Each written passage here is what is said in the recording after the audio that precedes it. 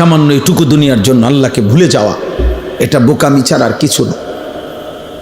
আল্লাহ বলছে, বান্দা আল্লাহাকুমুত তাকাসুর হাত্তা জুরতুমুল মাকাবির, দুনিয়ার নেশা তোমাদেরকে আখিরাত ভুলাইয়া দিল, কিন্তু যত ভুলেই থাকো না কেন এ কথা মনে রেখো, একদিন তোমাকে কবরস্থানেই পৌঁছতে হবে। এখানে সূরা বাকারা তো আছে, আল্লাহ তাআলা বলে, কোরআনুল কারীমের সূরা বাকারাতে আছে, ইয়াহুদিরা, কাফেররা, মুশরিকরা চাইতো লাউ ইউআম্মারু আলফা সানা, যদি তাদেরকে 1000 বছর হায়াত দিত কতই না ভালো হইতো, পৃথিবী ভোগ করত। আল্লাহ তাআলা বলেন, হে নাফরমান, এই যে পাইছি দেখছেন একটা জেন্দে উল্টাইছে, এই যে এই পৃষ্ঠাটাই, ইয়াওয়াদ্দু আহাদুহুম লাউ ইউআম্মারু আলফা সানা। আল্লাহ তাআলা বলেন, নাফরমান আল্লাহর চায় সে যদি 1000 বছর হায়াত পাইত। আল্লাহ বলেন, আরে বলো, ওমা হুয়া বিমুজাহজিহি মিনাল আযাবি আন ইউআম্মার, তুমি আগে এটা বলো 1000 বছর না, 10,000 বছরও যদি হায়াত পাও, এরপরেও মৃত্যু তো তোমাকে বরণ করতেই হবে, তো আযাবকে তুমি থামাইবা কেন? বাঁচতে বাঁচতে নয়তো 1000 বছরই বাঁচলা আর কি, তো এরপরেও কি মরতা না? কথা বলে না, তো এরপরেও কি আযাবের মুখোমুখি হইতা না? তাহলে যে সত্য নিশ্চিত গ্রহণ করতেই হবে, তাকে ভুলে থাকা কেন? বুঝো নাই বাবা? তুমি আগে এটা বুঝ করো। আমার কথা হলো, তোমরা যারা নামাজ পড়ো না, তোমাদের চেহারা দেখলেই তো বোঝা যায় বেনামাজি বেশি। তো তোমরা বাবা এটা বলো, তোমরা যারা ভাবতেছো, তুমি যুক্তিতে তোমার বিবেকের সাথে বোঝাপড়া করো। তুমি যদি মনে করো আর অনেক দিন বাঁচবা, তো সেটা কয়দিন? 1000 বছর? আল্লাহ বলছে 1000 বছরে বাঁচো, ঠিক আছে, কিন্তু এরপরও বলো 1000 বছর পরে হইল তুমি আল্লাহর আযাব থেকে নিজেকে রক্ষা করতে পারবা কিনা বল। তো তাইলে আর লাভ কি?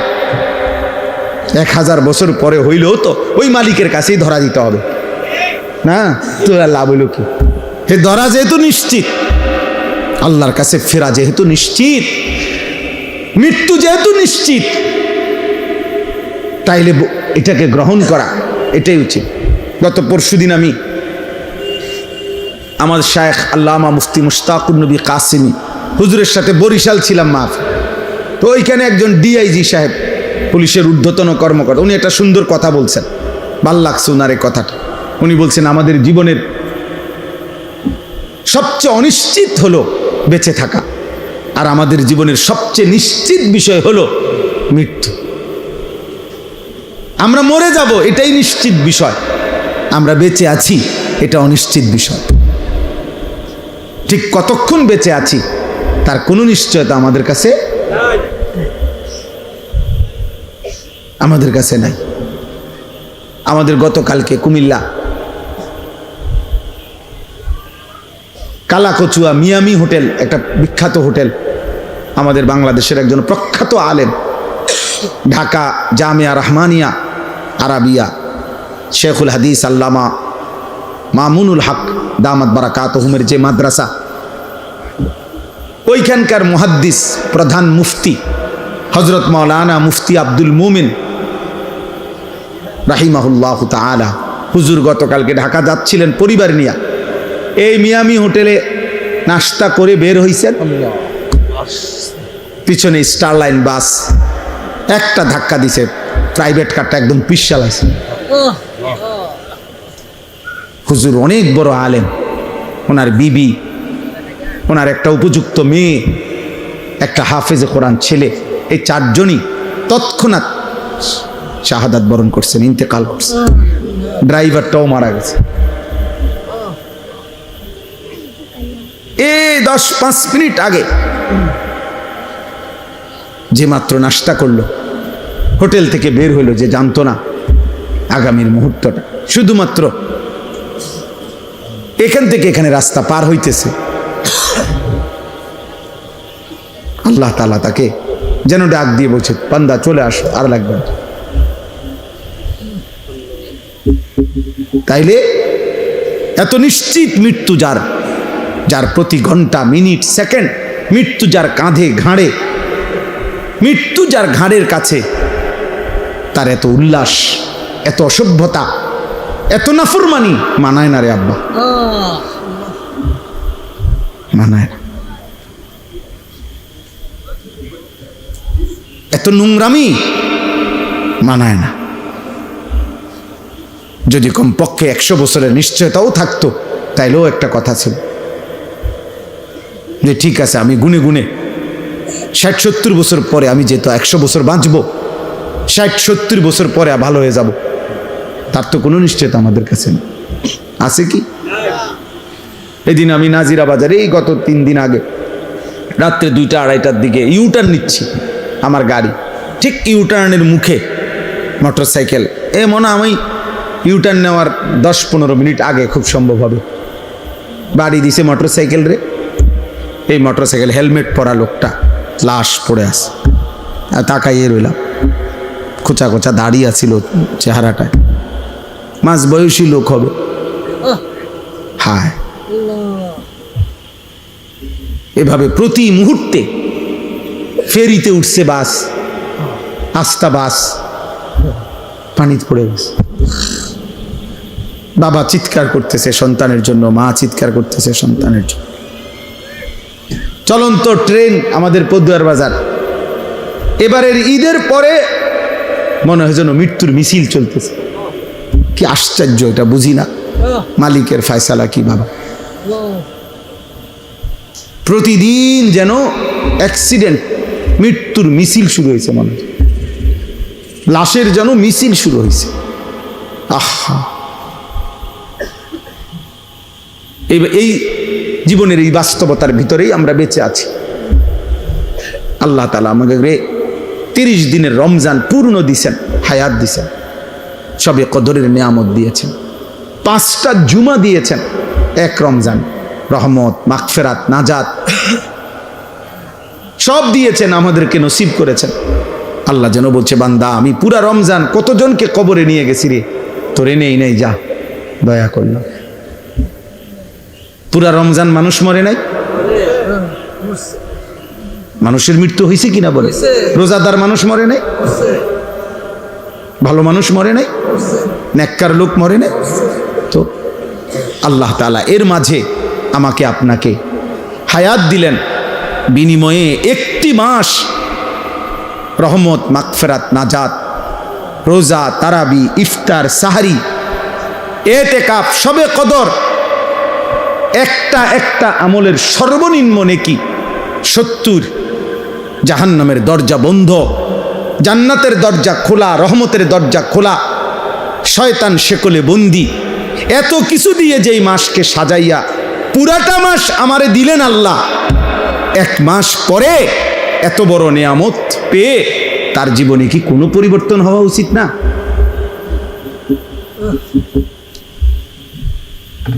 ধিক তোদের কপালে, থুতু তোদের কপালে। এত বড় রমজান হায়াত পাইয়া এরপরও যাদের কপালে সেজদা দিলা না, থুতু তোদের কপালে, থুতু মারি,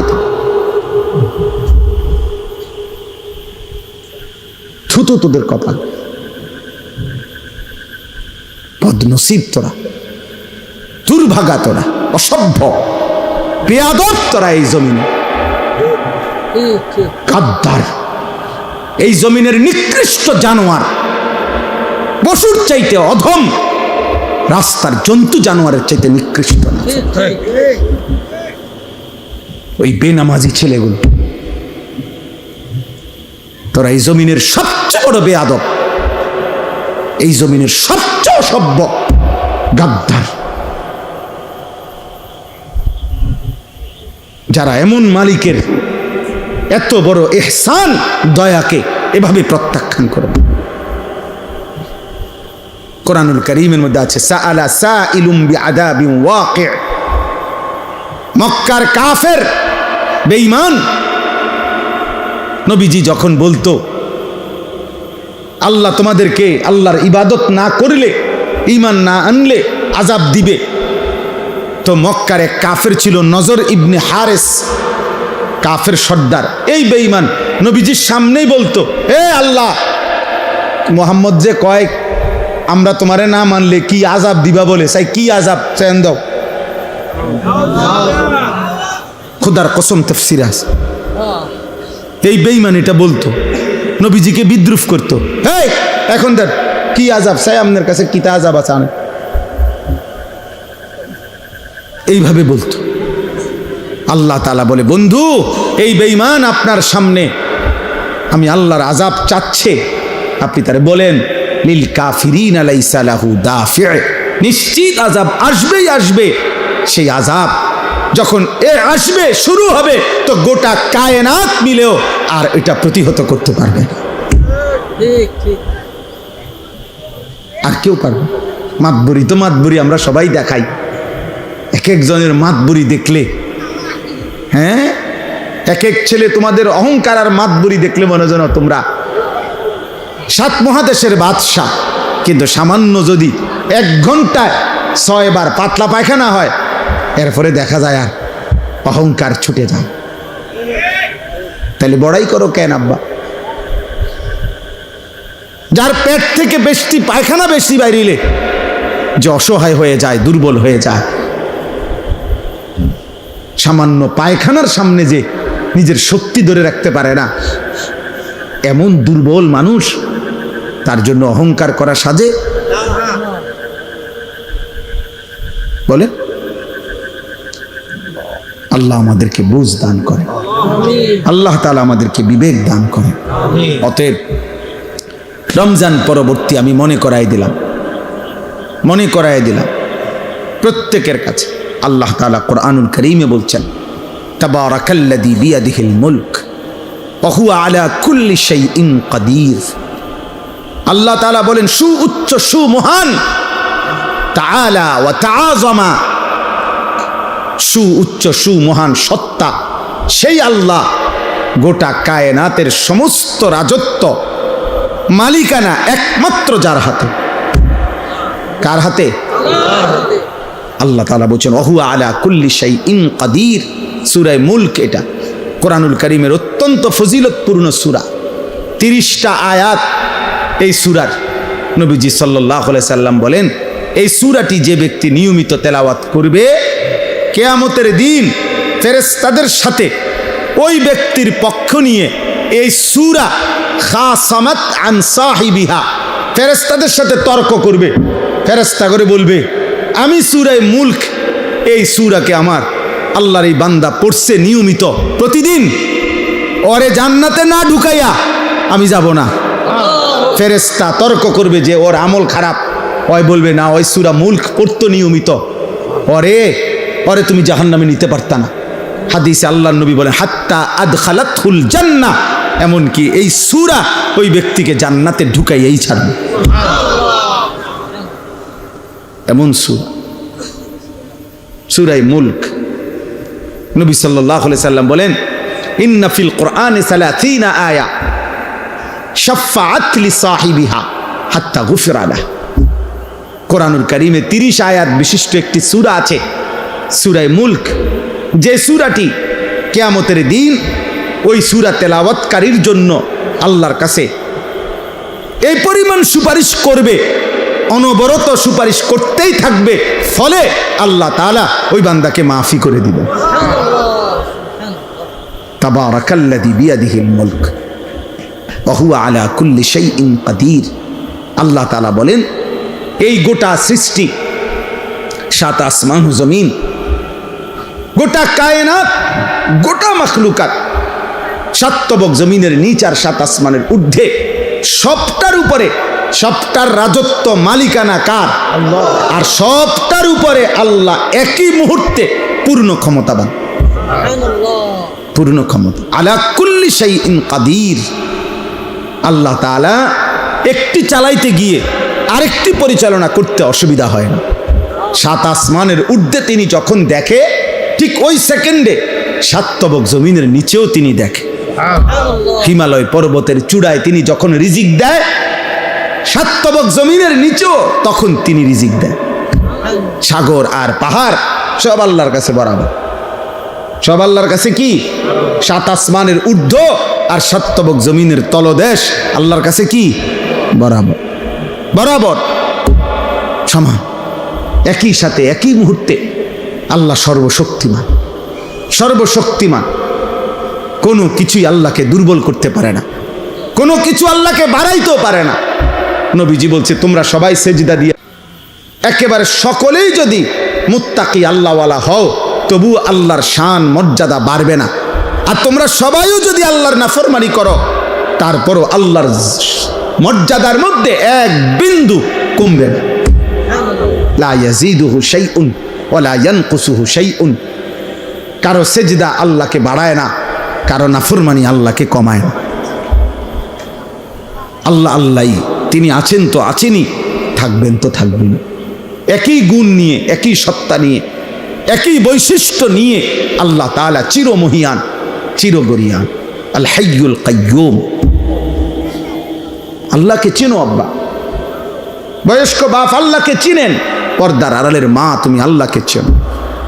এই শরীর, এই যৌবন, এই সুস্থতা, এই বেঁচে থাকা আল্লাহর দান, আল্লাহর দান। রাস্তার অসভ্য মানুষকে দেখায় না মা, বেহায়া নওজোয়ানকে দেখায় না, চরিত্রহীন লম্পটকে দেখায়। আফসোসের ব্যাপার, 30 দিনের পূর্ণ রমজানের পর আহা মাত্র 24 ঘন্টা গেল না, পরের দিনে ঈদ। তাহলে 30 দিন রমজান পার করে মাত্র 6 ঘন্টার ব্যবধানে, 12 ঘন্টার ব্যবধানে পরের দিন যারা আবারও অসভ্যতা আর বেহায়াপনা, অশ্লীলতার গান, বাদ্য, নাটক, সিনেমা, মোবাইল, ছবি, ব্যাকসেট এর মধ্যে উল্লাসে মেতে উঠল, এরা মুসলমান নামের কলঙ্ক। ছি ছি ছি ছি ছি। একটা মাসের রমজান যাদের উপরে এক বিন্দু কোনো এত বড় হাই অ্যান্টিবায়োটিক ঔষধ 1 মাস টানা খাইলো যে, কিন্তু ন্যূনতম কোনো কি করলো না, আসর করলো না। আস্তাগফিরুল্লাহ, আস্তাগফিরুল্লাহ, আস্তাগফিরুল্লাহ। আল্লাহ আমাদেরকে মাফ করে দেন। প্রিয় যুবক, প্রিয় কিশোর, আমি প্রত্যেক দিন বলি আব্বা তুমি পয়চা গেলে, নষ্ট হইয়া গেলে, নারী, ছবি, অশ্লীলতা, বেহায়াপনা, মদ, জুয়া, নেশা, জিনা, ব্যভিচার, উলঙ্গতা, নোংরামি, এটা নিয়ে তুমি যদি পৌঁছতে পৌঁছতে গন্ধ ছোটে, এই পৃথিবীর বর্তমান পৃথিবীর বাস্তবতা হইল কেউ তোমার খবর নিবে না। মানুষ এত ব্যস্ত, এখন এত ব্যস্ত, এমনও বহু বহু বাপ আছে 6 মাসে 9 মাসে, 1 মাসে 3 মাসে 2 মাসে উনি রাতের 2টা বাজে আসে কামের থেকে, উনি সন্তান ঘুমে থাকতে থাকতে আবার কামে জায়গা, উনি হয়তো 2-4 মাসে 6 মাসেও কইতে পারতো না ওনার ছেলে কি আছে, কেমন আছে। উনি ওই সন্তানের জন্য উনি উপার্জন করে, আর ওই সন্তান অমানুষ হইতেছে, সারা রাত উলঙ্গ ছবি দেখে, এবারটা তাল লাগিয়া পয়সা কামাই করে, ওটার সময় নাই হেইতের খবর নিতে। বুঝেন নাই? আফসোসের বিষয় না এটা। আপনি সংসারের জন্য এত কষ্ট করতেছেন, তা আপনার 365 দিনে আপনার সন্তান, ছেলে, মেয়ে, স্ত্রী কেউ ফজরের নামাজ পড়ে না, তো আপনি কি সংসারে লেগে কি করতেন আছেন? এই হাইওয়ানদের জন্য আপনি কি রোজগার করেন? এই যেডি আপনি কামাই করেন ভাত তরকারিটা, আপনি মরে গেলেও তারা কামাই করতে পারত। এই বাজার সদাই তো এটি হেতেও করতে পারবে। 3 বাচ্চা মানুষ হয় না, বড় হয় না, কথা বলে না কেন? 3 বাচ্চা পরে বিল্ডিং করতে পারে না, 3 বাচ্চা বিয়ে করতে পারে না, তো আর আপনি থাকে কি লাভ হলো? এটি তো হেতে এমনি করতে পারত। হুজুর আমি থাইকে আমার ফুতের লেগে একখান ঘর করে দিছে, আপনি মরে আছেন, আপনি ফুতে ঘর করতে পারেন। আমি হুজুর নিজে থাইকা ফ্লারে নিজে বিয়ে করাইছি, আপনি মূল্য হেতে বিয়ে করতে পারবে না? তো এইগুলো বুঝি আমনে থাইকা করণ লাগে। ভাত তরকারি আর বাজার সদাই এগুলো বুঝি আমনে থাইকা করতে হবে মিয়া, এগুলো তো স্বাভাবিক বিষয়।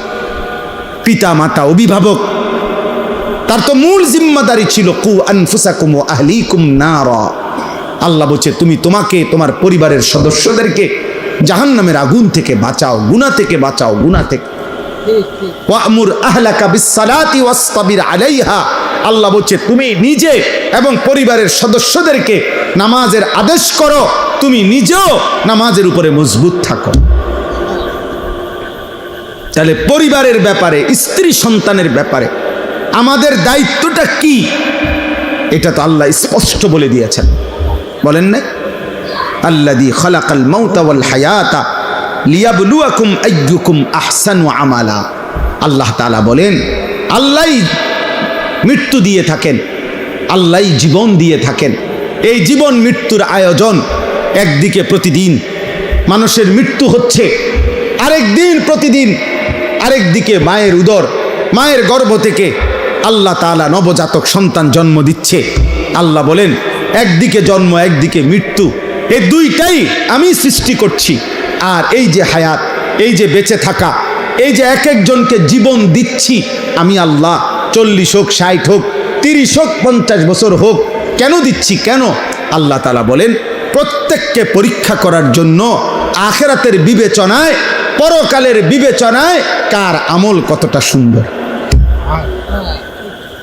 বিল্ডিং কত সুন্দর না, আখিরাতের বিবেচনা। আহসানু আমালা মানে আখিরাতের বিবেচনা।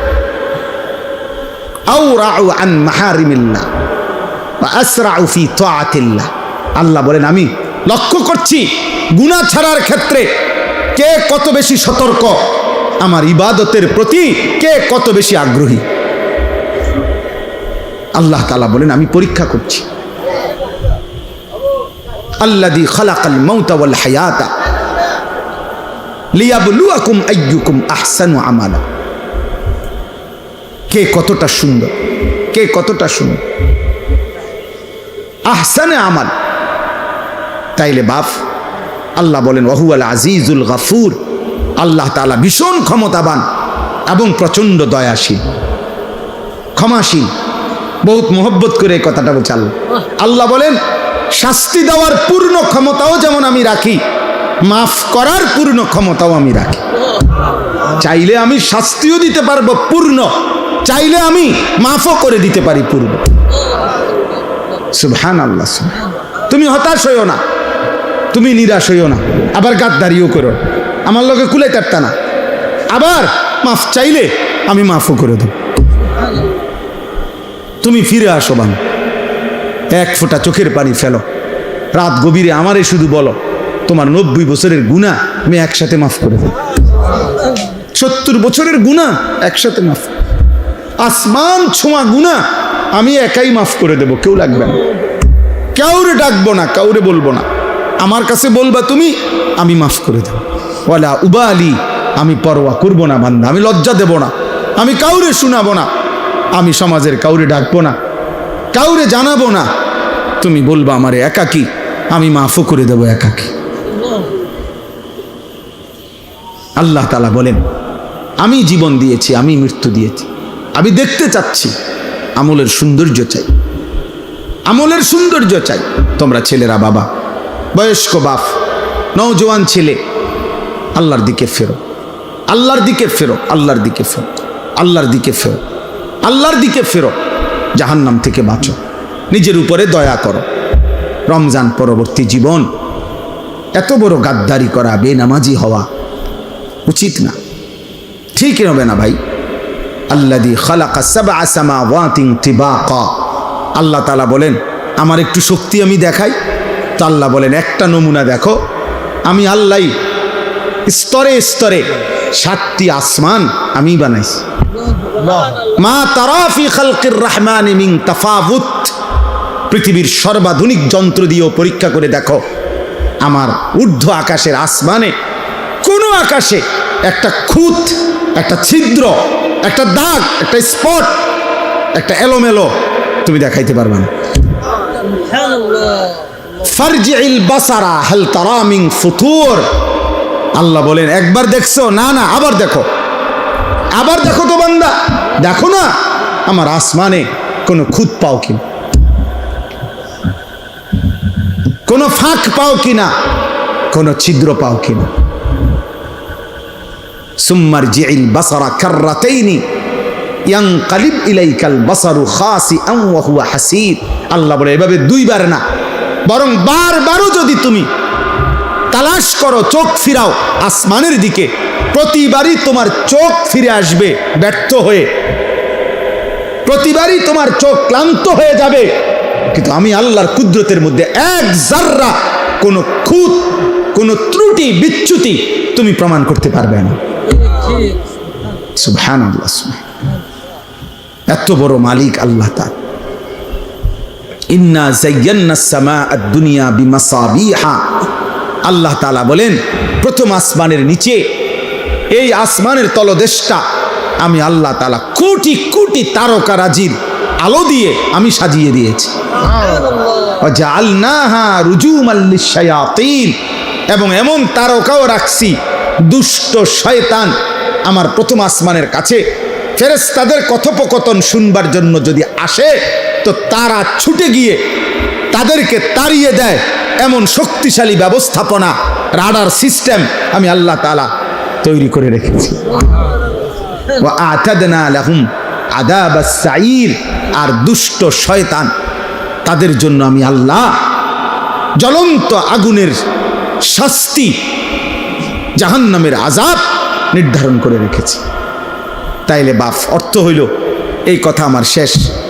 এক নম্বর কথা হইল, আমি প্রথম যে কথাটা বলতে চাইছি, রমজান পরবর্তী জীবনে আমরা যারা বেঁচে আছি, আমাদের আল্লাহর নাফরমানি করা একদম আগের মতো গুনাহ, যে যেমন ছিলাম, কেউ বিড়ি খাইতাম তো বিড়িয়ে খান, কেউ গালিগালাজ করতেন গালিগালাজি করতেছেন, কেউ নারী দেখো ছবি দেখো আব্বা তুমি এমনই রয়ে গেলা, কেউ 5 ওয়াক্ত নামাজ পড়তা না আগেও এখনো না, কেউ ফজরের নামাজ কোনোদিনও পড়ো না আজও না, যে বোন যে মা বেপর্দা তিনি এখনো বেপর্দা, এমন গাদ্দারি